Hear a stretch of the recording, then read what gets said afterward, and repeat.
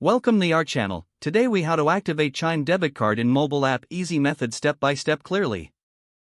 Open the Chime mobile app on your device. Log into your account using your email and password. Once logged in, navigate to the Accounts tab at the bottom of the screen. Look for your new Chime debit card listed there. Tap on the card to open its details. You should see an option that says Activate Card. Tap on Activate Card to begin the activation process. The app will prompt you to enter the card's last 4 digits. Enter the last 4 digits of your card. Review the information you've provided for accuracy. Once confirmed, tap Activate.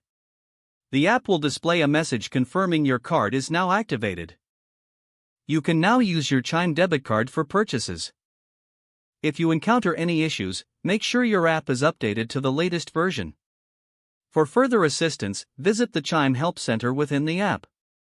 If the page does not load, refresh the browser or try again in a private or incognito window. Make sure you are using the correct email address, then retype it carefully to avoid small typos. If your password is not accepted, use the reset option and create a new strong password you can remember. Check your spam folder for verification or security emails, then complete any requested confirmation steps. Enable two-factor authentication if available to improve account security and reduce unauthorized access risk. After signing in, review your profile details so your contact information and settings are accurate and current. If you see an error message, note it down and try again after restarting your device and internet connection. Log out when you finish, especially on shared devices, to keep your account and payment information secure. If the page does not load, refresh the browser or try again in a private or incognito window.